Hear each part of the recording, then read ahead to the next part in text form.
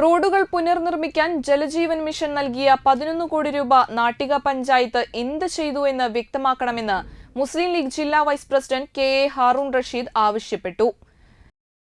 കാലങ്ങളായി തകർന്നു കിടക്കുന്ന നാട്ടിക ബീച്ച് റോഡ് പുനർനിർമ്മിക്കണമെന്നാവശ്യപ്പെട്ട് UDF നാട്ടിക പഞ്ചായത്ത് കമ്മിറ്റി നടത്തിയ ഉപരോധ സമരം ഉദ്ഘാടനം ചെയ്ത് സംസാരിക്കുകയായിരുന്നു അദ്ദേഹം.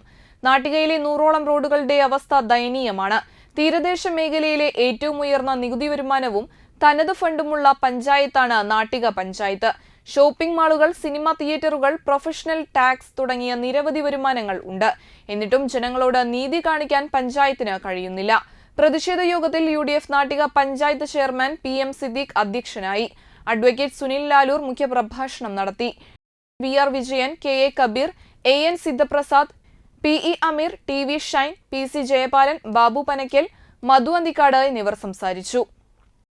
പോകാൻ കഴിയാവുന്ന റോഡാണെങ്കിൽ അവർ പോകും, അല്ലാത്തതാണെങ്കിൽ ഇന്നത്തെ ദിവസം പട്ടിണി കിടന്നാലും കുഴപ്പമില്ല, ഓട്ടം വേണ്ട എന്നവർ തീരുമാനിക്കുകയാണ്. കാരണം അത്രമാത്രം ദുസ്സഹമായ രീതിയിലാണ് നാട്ടിക പഞ്ചായത്തിലെ റോഡുകൾ കിടക്കുന്നത്. എല്ലാ പഞ്ചായത്തിലെയും സ്ഥിതി അത് തന്നെയാണ്.